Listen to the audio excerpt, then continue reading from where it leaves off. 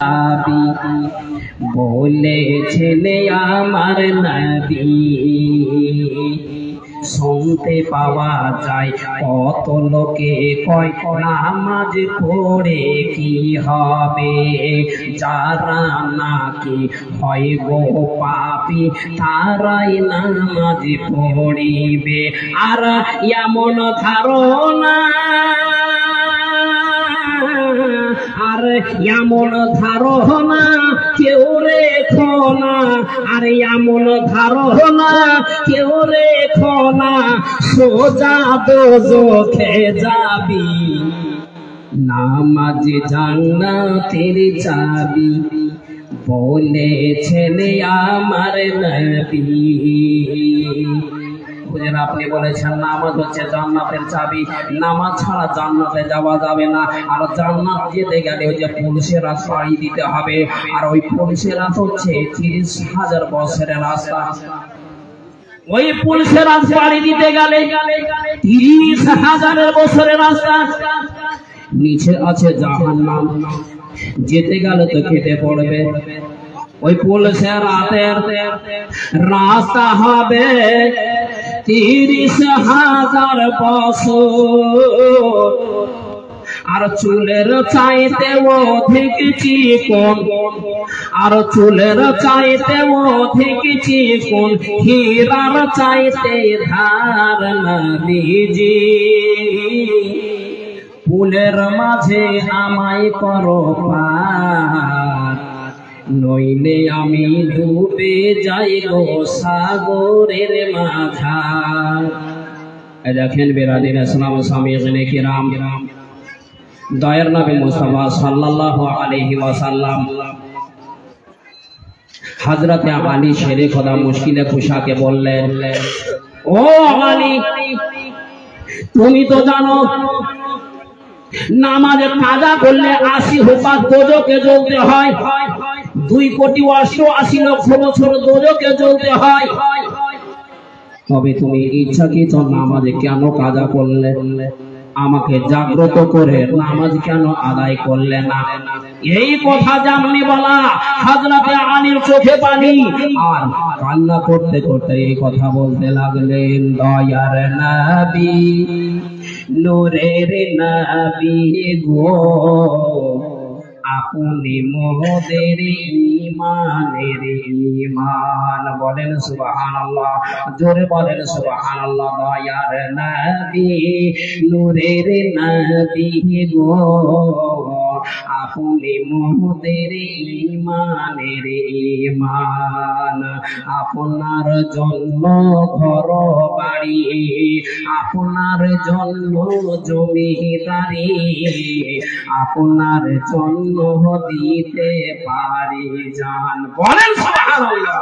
আপনার জন্য ঘর বাড়ি, আপনার জন্য জমিদারি, আপনার জন্য দিতে পারি জান। দয়ার নবী, নূরের নবী গো, আপনি মোদের ঈমানের ঈমান।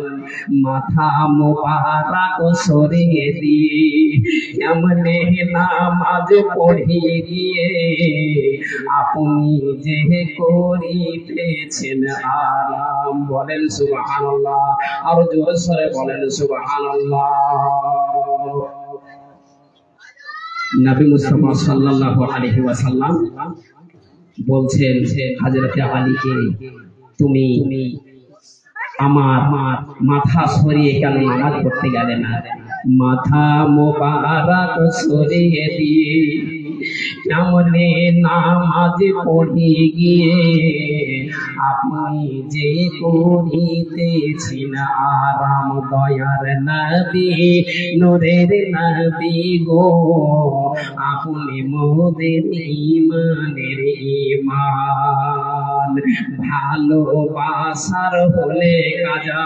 হযরতে আলী বলছেন নবী মুস্তাফাকে, ভালোবাসার হলে কাজা কেমনে পরে করব আদা, নামাজ কাজা হয়ে যাক আমার, তবু আপনার ভালোবাসা করতে থাকি বসদা, এটাই তো ইমানের পেহচান দয়ার নবী নূরের নবী গো, আপনি মোদের ইমানের ইমান। নবী মুস্তাফা সাল্লাল্লাহু আলাইহি ওয়াসাল্লামকে হযরতে আলী বলছেন, ইয়া রাসূলুল্লাহ, ইয়া হাবিবাল্লাহ, আপনি বলছেন মাথা মোবারক সরিয়ে দিয়ে নামাজ পড়ার কথা, ওই নামাজ পড়তে পারবো না, আপনাকে কষ্ট দিয়ে আমি নামাজ পড়তে পারবো না।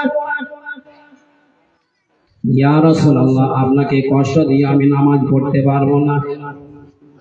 নামাজ কাজা হয়ে গেলে আদায় করা যাবে, কিন্তু আপনার ভালোবাসা কাজা হয়ে গেলে আদায় করা যাবে না। বলেন সুবহানাল্লাহ।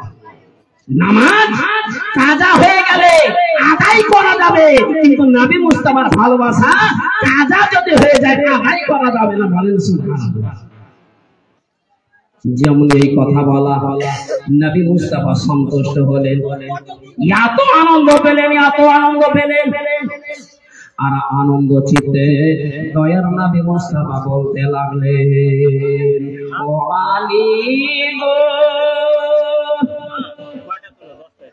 আলীর কথা শুনে নবী আনন্দ হইলেন খুবই, বসা থেকে উঠিয়া গেলেন। বলেন সুবহানাল্লাহ। ও আলী গো,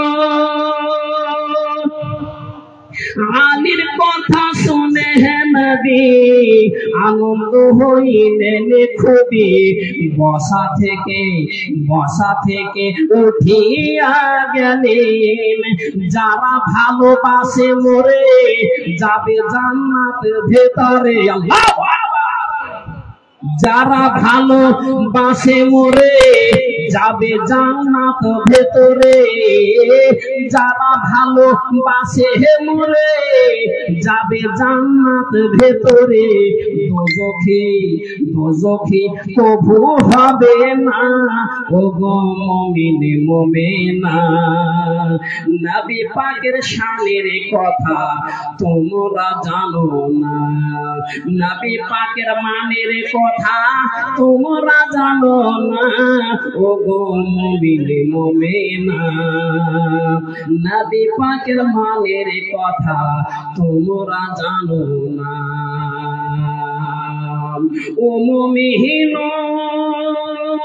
আসরের সময় ছিল, সূর্য ওই ডুবে গেল, আলী বলো তাতে কি হলো? আল্লাহ বলেন সুবহানাল্লাহ।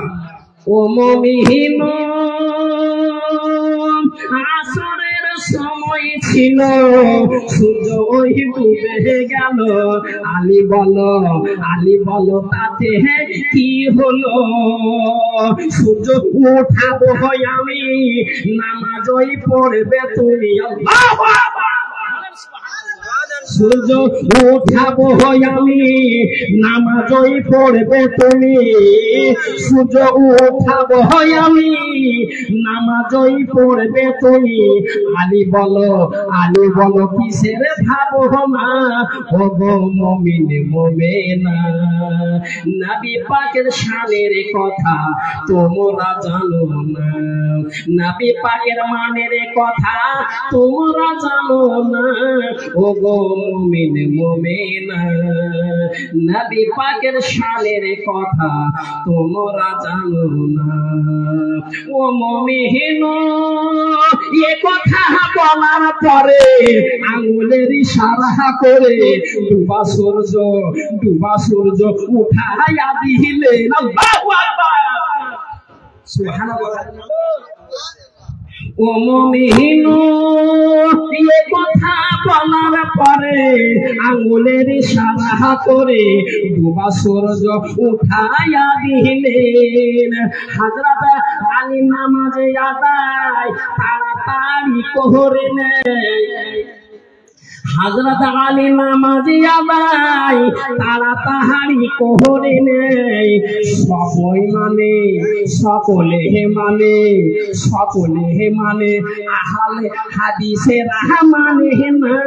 ও গো মুমিন মুমিনা, নবী পাকের শানের কথা তোমরা জানো না, নবী পাকের মানের কথা তোমরা জানো না।